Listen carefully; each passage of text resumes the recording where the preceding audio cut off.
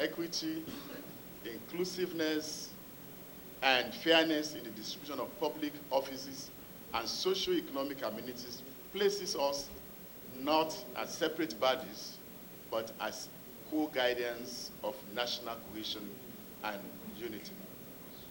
Let me begin, Mr. Chairman, distinguished honorable members, with a note of reflection.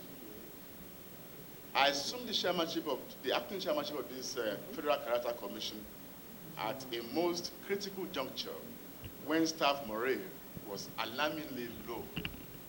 Institutional confidence had waned, and public perception of the commission was far from favorable. The credibility of our mission to promote fairness, equity, and national cohesion was being questioned, not just by outsiders, but even within our ranks. It became immediately clear to me that before we could effectively enforce compliance across ministries, departments, and agencies, we first had to rebuild the commission itself, restore the internal confidence, reawaken its sense of purpose, and rekindle the trust of the Nigerian people. This process of institutional renewal is deeply aligned with the vision and direction of President Bola Ahmed Tinubu's renewed hope agenda, under which the Federal Character Commission principle is recognized as one of the major pillars for promoting national inclusion, equity, and trust in government. Mr. President has made it clear that no part of Nigeria must be left behind or feel excluded in the allocation of opportunities and resources. Our commission therefore plays a critical role in actualizing this national vision. And I'm also sure that that is exactly what we have been saying and discussing in the past few minutes that this meeting started. But why do we need to have a synergy with the Committee on Federal Character Commission in the House of Representatives? First, Mr. Chairman, distinguished honorable members, we need that synergy to promote effective oversight and enforcement. As regulatory agency, the Federal Character Commission carries out monitoring, evaluation, and enforcement of compliance.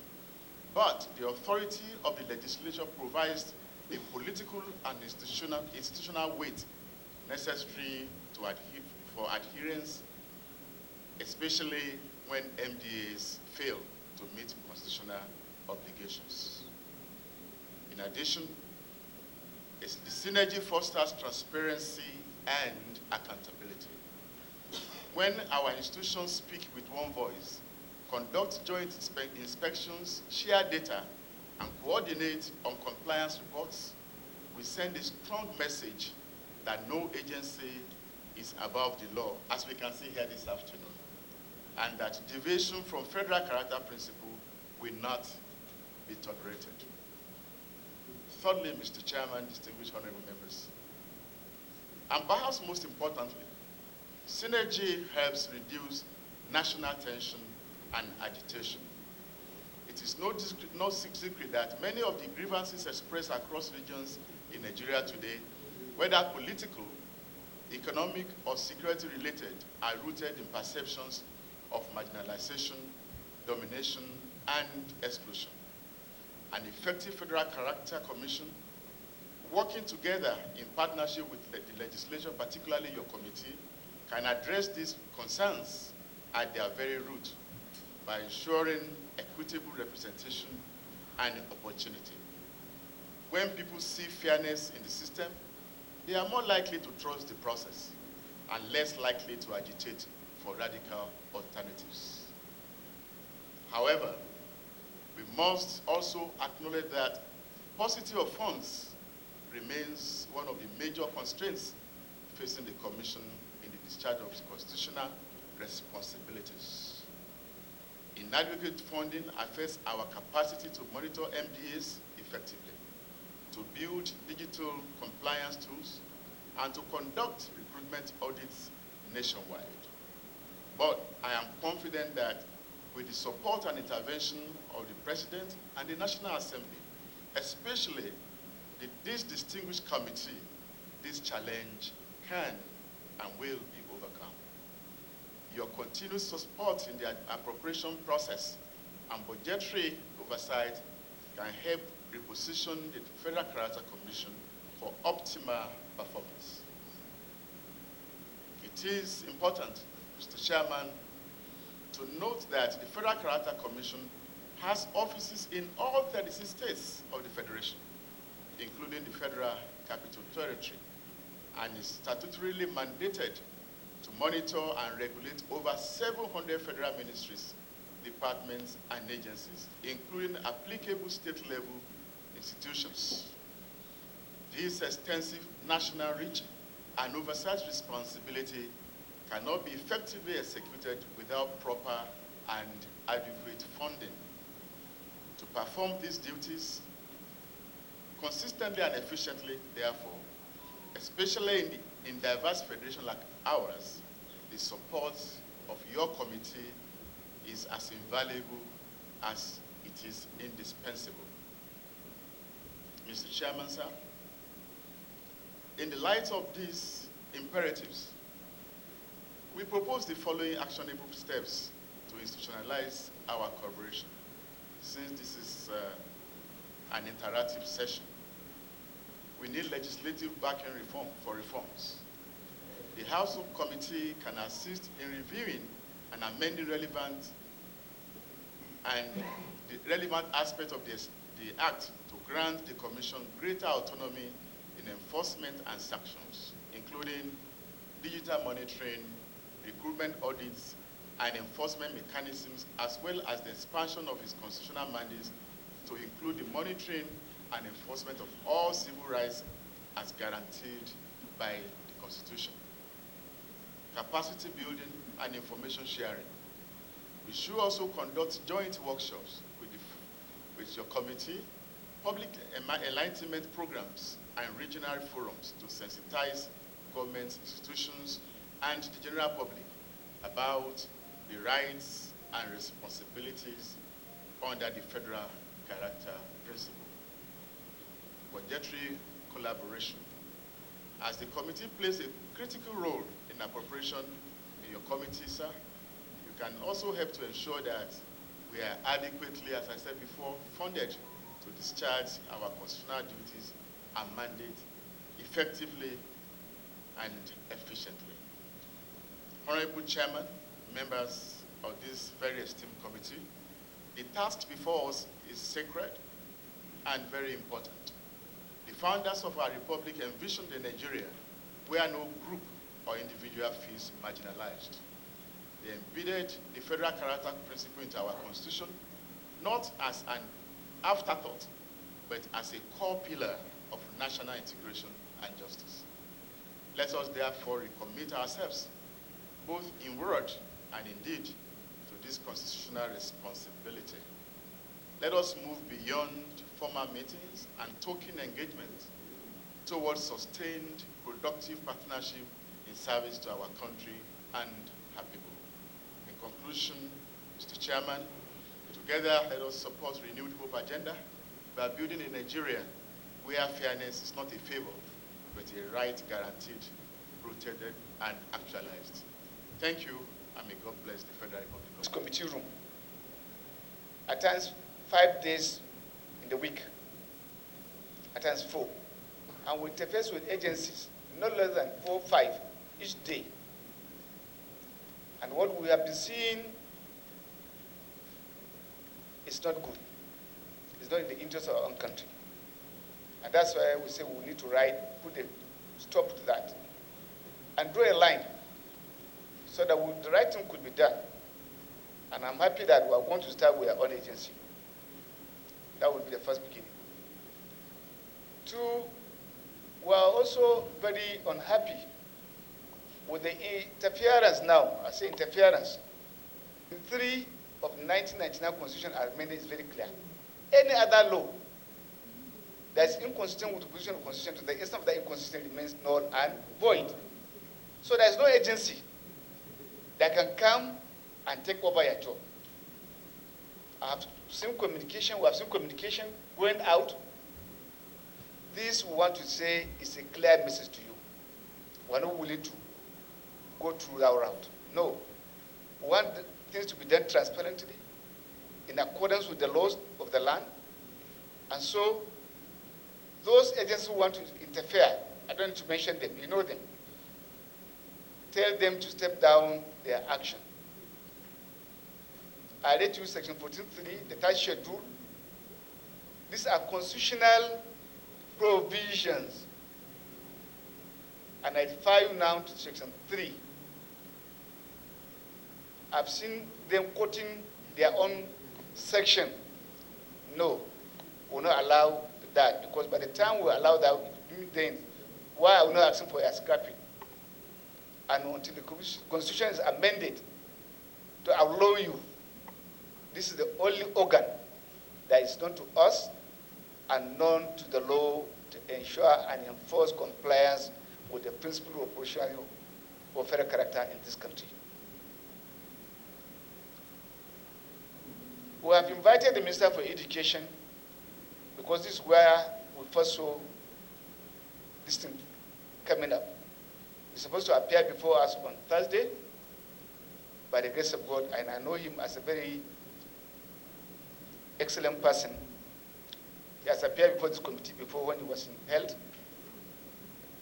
He's a law-abiding person, a true Nigerian who want to ensure that such disregard to our laws are not allowed. So this is one of it. Two, let me say that we appreciate too the problem of your own institution, and we have made frantic effort. But that is not to say that is the end of it. We'll continue. So that if you are properly funded, the 2 mandates you have, the first mandate is about personnel distribution or human resource distribution. The other one is infrastructure distribution.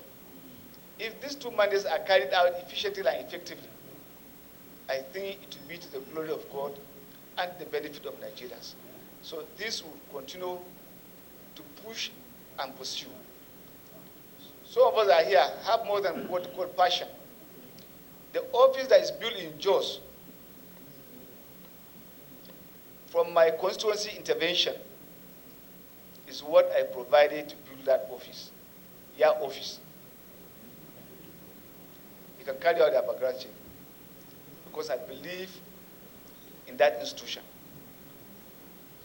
For me, bring me 10 times to this parliament. This is a committee I wish to belong to. It tells you the passion. And when my brother, Director Legal, I didn't know he was Director Legal, saying this, was trying to cover, maybe because he did not know some of our own artisanal work. I have worked with their commission from Professor not Oba, thank you, to Oba. And in the past, we know when agencies of government are going on advertisement, from day one, they will come out with a template to say, after inspection template, state A, B, C need not to apply. And it was working. Then sudden collapse. And now, the Director Legal, who is supposed to now be the chief enforcer, who is supposed to prosecute those ones, is the one trying to explain and give explanation as to why the weaknesses that are identified, glaringly seen, should be tolerated. No, it should not happen. Your powers are more than that of EFCC, except that you're not exercising your powers. If you call EFCC to any person in the financial we'll say, cycle, shivers. This is what we expect to hear when you are going to do submission. Not the compromises. And so, when you are asking for the reforms, come out with a clear code of what you want. This is why we are here for. That's why our constitution voted for us. We'll collaborate with you. If it is a bill that we're going to present, constitutional amendment, is it the act? We'll do that one. And all of us here will be sponsors and co-sponsors of that bill so that the right thing could be done to move our country forward. Colleagues, you can come in with your intervention. Every intervention here this afternoon is very, very important, and we have taken very, very important notice of them. But there is something I would like to just say very briefly, and that is on the issue of equitable representation in agencies and MDS. Yes, what happened in the past, particularly in the past 5 years, even within the agency, was not something that anybody could write home about. A lot of things went wrong, which I would not want to say here, but we're in the process of making things right. Then a lot of agencies also we have written to, we asked them to submit their nominal roles, because I told my colleagues here, we had a meeting, I said what we're going to have to be able to ensure equitable and equal representation is to see for ourselves nominal roles of all the agencies. We cannot sit in our office and expect that everything is okay. I think that is the bottom line. That is the starting point. We have to know what is the nominal role, and that nominal role will tell us the number of directors state by state. And of course, we have a formula which we use, and we have about 5 categories. We have overrepresented states, grossly represented states, overrepresented states, and then adequately represented, underrepresented, and grossly underrepresented. And this will be our guiding principles.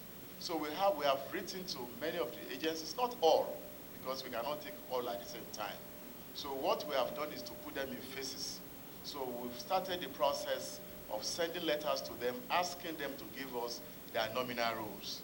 And I have put the Director of Legal on notice, because some of them may argue, as we have heard, that they are not under the jurisdiction of the Commission. Even before we left the office this morning, I invited the Director of Legal to my office. We had a discussion on this, that our mandate extends even beyond the public office, the public institutions. And if you look at the Constitution, the enabling law, it gives us oversight responsibility over even private enterprises. If you check the definition section, that is non-governmental agencies as well. So it is also the duty of this commission to be able to see how well the non-governmental agencies, private enterprises also fare in the distribution of things. But for now, we are focusing on public institutions.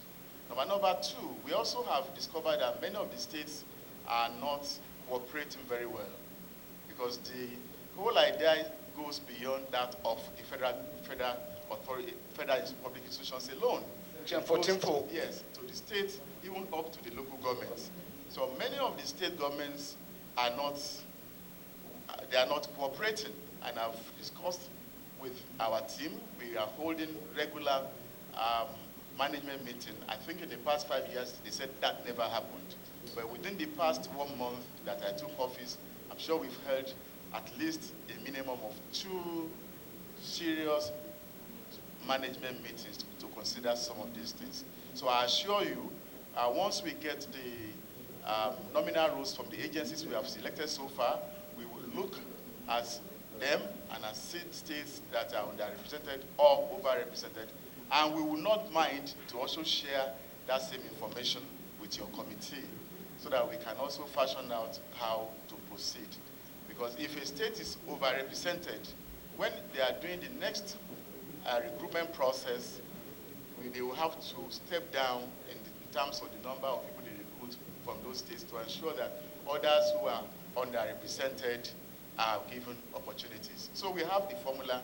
We are going to go with that formula, and it will be our joy to share such data, such information with this very important committee. I'm happy also about the the intention to visit our headquarters on oversight duty. It is something that I believe will also give you an understanding of what we have on ground right now. When I assumed responsibility about a month ago, I went to the other building, and I discovered that the whole place was in decay, in a very terrible state. And we had to invite somebody from outside, a consultant, to help us do an integrity check on all our facilities. Sir, the results will be so shocking if you see it. And by the time you come on oversight responsibility or visit, you'll be able to see for yourselves what we have, despite the fact that we've done a lot of changes and improvements in the past 1 month. You will still see that a lot needs to be done. So, as I said earlier, this is an opportunity for us. We are not taking it for granted. I want to thank the committee. I want to thank everybody individually. Interestingly, I was on the other side before. Now I'm on this side. So I'm like a door. I know what it is here. I know what is there. And I assure you that I will not fail you. This commission will not fail you. And together, we will not fail the nation. Thank you very much. Invited the Minister for Education to appear on Thursday.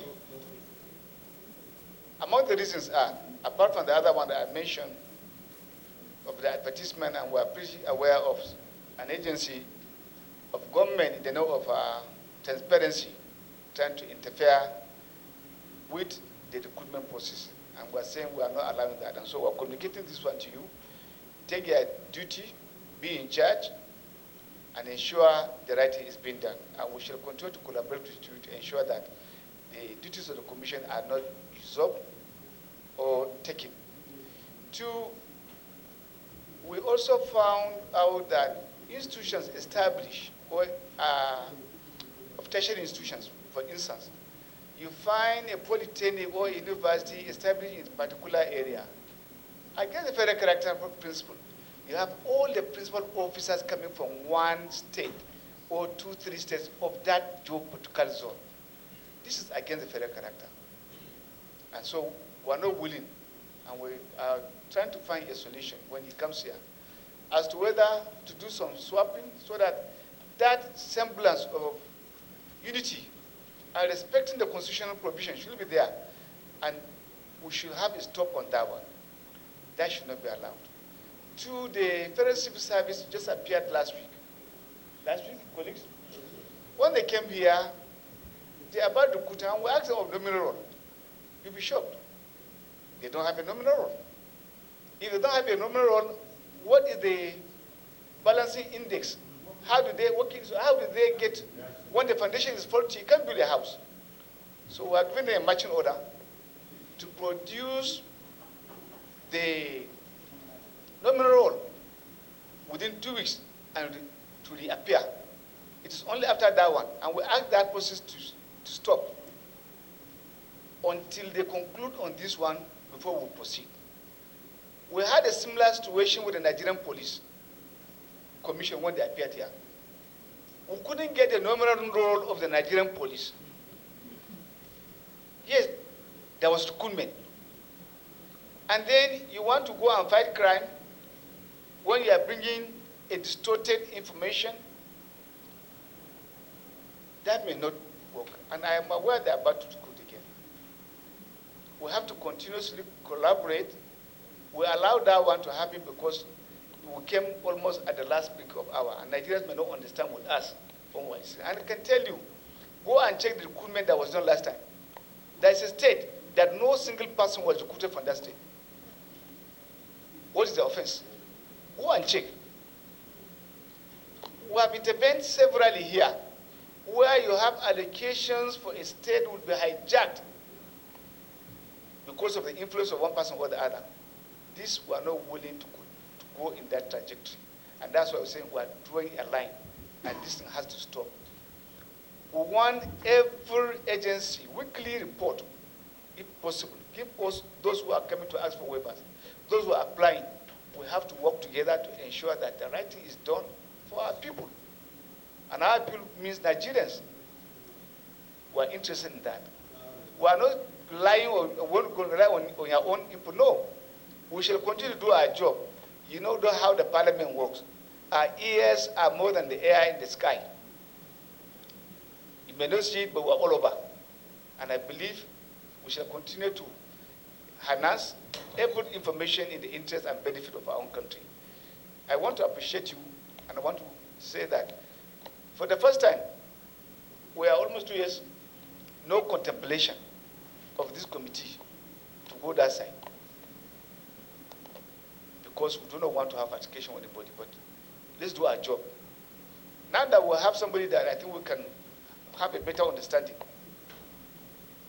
It's not application of responsibility, but I believe with you, we'll have better, and so we'll go there, and whatever we find, we'll also write out for an appeal and ensure that you have a very conducive atmosphere in terms of space. Two places are important in human life: the home and place of work. If anyone is distorted, he can't have a happy being, and the end result may be frustration. That's what the Constitution envisages. The Constitution talks about the welfare of all Nigerians. So that is also important. Thank you very much for coming, colleagues. If I don't know, except if there is any intervention, I want to appreciate the chairman and his team. And please, Director Legal, thank you. Go and read the Constitution well again. We started a work with an NGO for the other leg of what they are saying. We will also speak with you. The possibility of having workshop, if it can be done, and then be bringing agencies of government to also educate them, so that education is first instrument to anything. People are not properly educated and empowered as to what the law is about. We shall continue to have the abuse and delay us in carrying out our function as it's supposed to be. So thank you very much. We expect our input directors, assistant directors, then take the middle cadre too of the nominal role. We want to have the distribution, the three categories of the middle, and go to the last cadre. Let's have the distribution of the three after the nominal role. I hope you understand, so that we see how balanced or how you are firing in that agency. Thank you very much. Any other intervention, colleagues?